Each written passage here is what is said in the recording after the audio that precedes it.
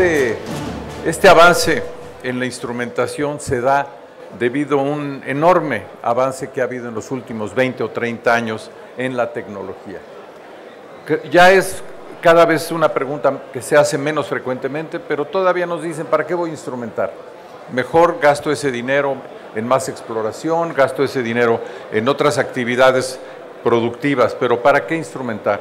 Las razones creo que son muy claras, y lo acabamos de oír hace un momento y en varias de las presentaciones. La seguridad del personal y de la infraestructura minera cada vez son más importantes y cada vez tienen una valoración mayor.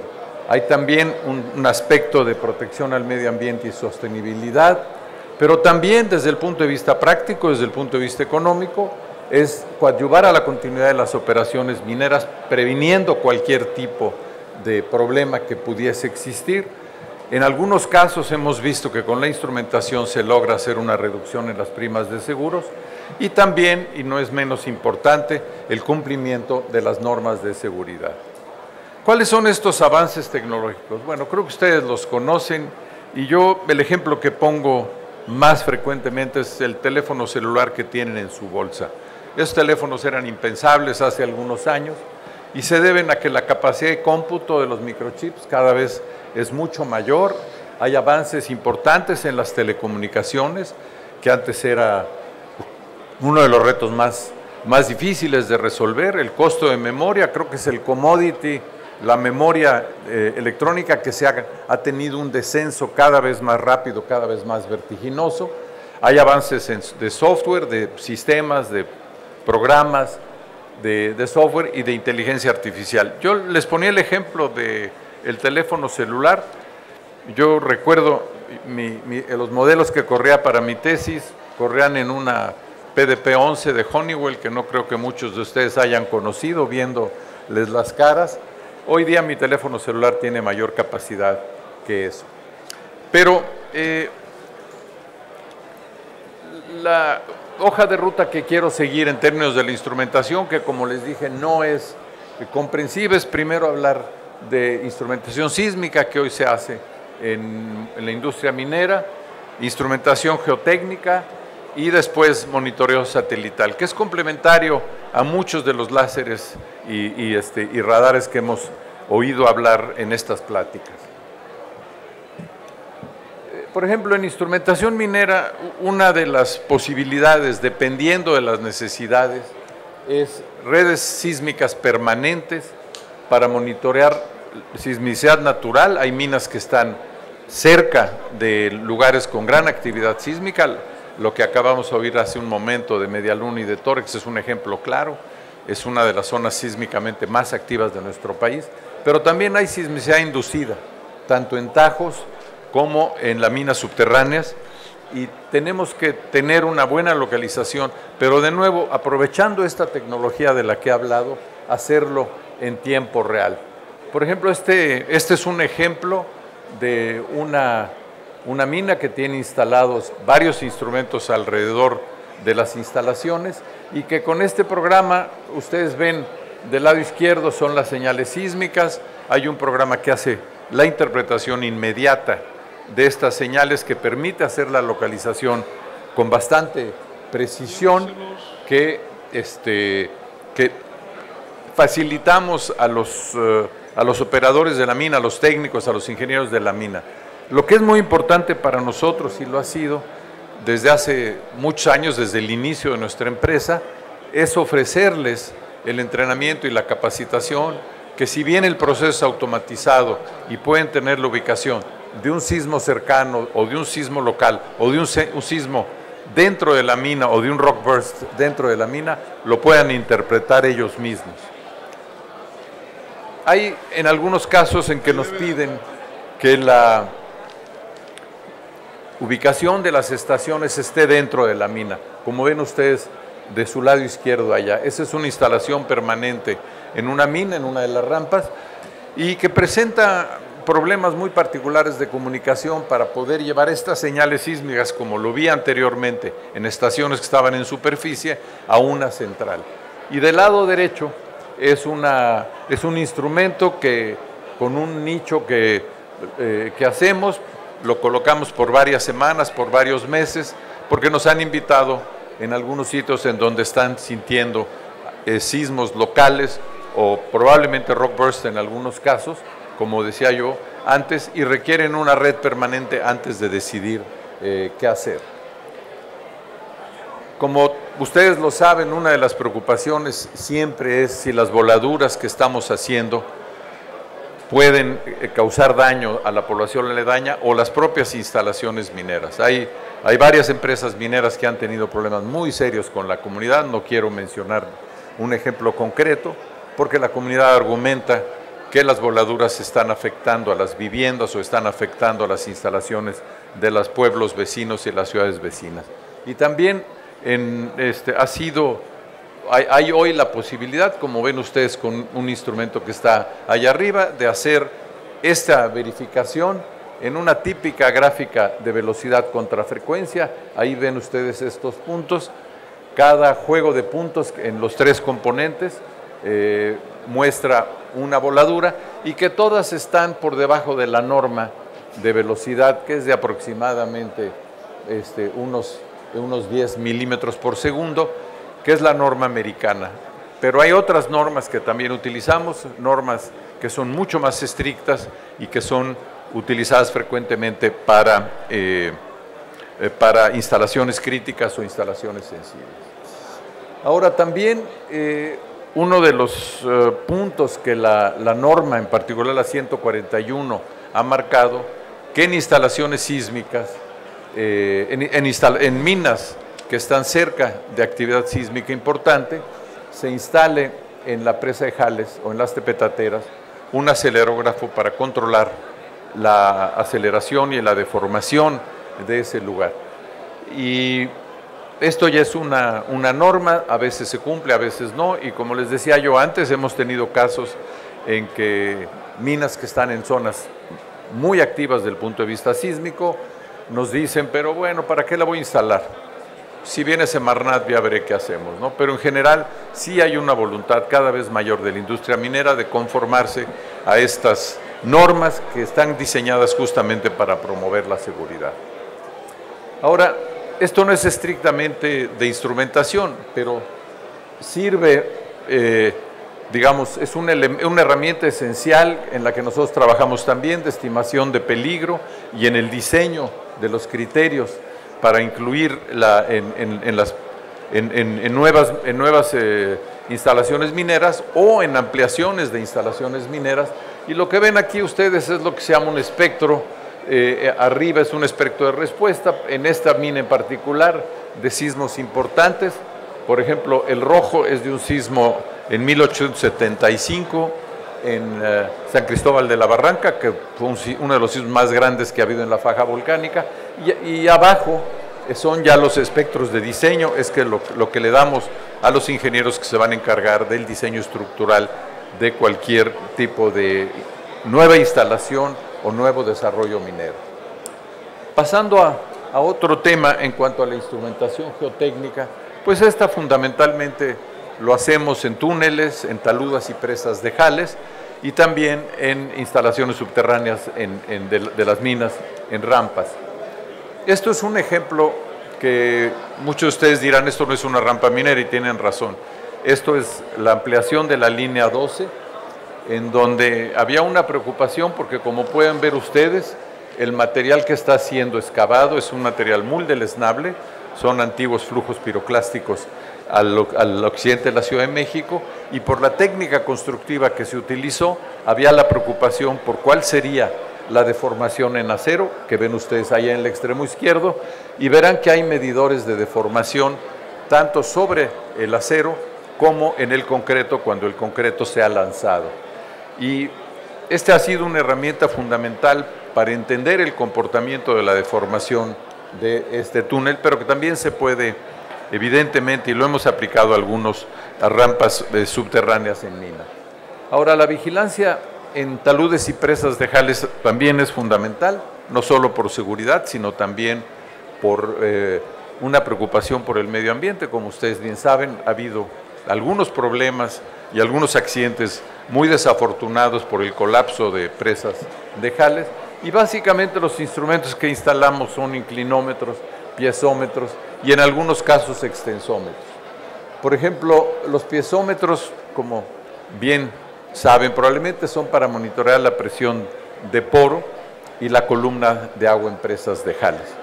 Y aquí también me trae a la memoria el comentario de un distinguido profesor de geotecnia de la universidad que nos decía en un proyecto en la Ciudad de México: a mí no me pongas tus piezómetros electrónicos y automáticos, yo creo en los piezómetros Casagrande, los piezómetros mecánicos, es decir, yo quiero medir mi columna de agua y quiero medir la variación en la columna con mi regleta y no me pongas nada más. Y creo que esto no es aceptar la gran ventaja que ofrece la tecnología hoy día, aunque es una posición respetable. En la siguiente imagen verán ustedes dos ejemplos del desarrollo, de pasar de la cinta métrica para medir la elevación de la columna de agua en un pozo de Casagrande. Del lado izquierdo vemos la siguiente evolución. Ven ustedes la cabeza, esto no tiene apuntador, ¿verdad? La cabeza del brocal del pozo, que tiene la tubería que guía el pescado, este instrumento que se mete y que mide la deformación del talud, en particular si ha habido variaciones o no. Es una siguiente evolución. Antes se anotaba a mano, es la lectura que se daba y se llevaba en la libreta de campo y se llevaba al laboratorio, a la oficina, y de ahí se graficaba.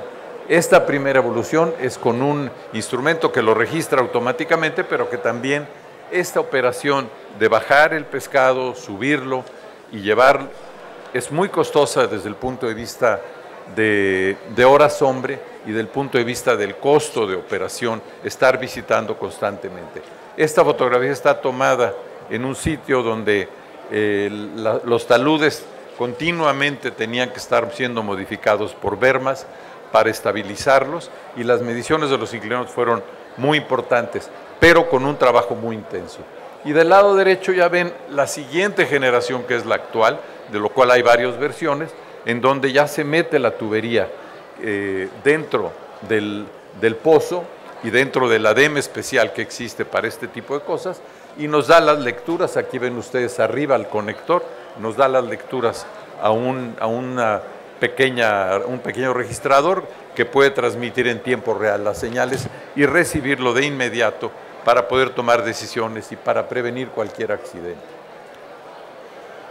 Los extensómetros se usan menos, como el nombre lo dice, nos dan variaciones de un punto a otro, pero en muchos casos son importantes para saber y controlar potenciales hundimientos o controlar caídos donde sospechamos que puede haber o ha habido caídos en el interior de la mina, y monitorear un potencial movimiento en un talud.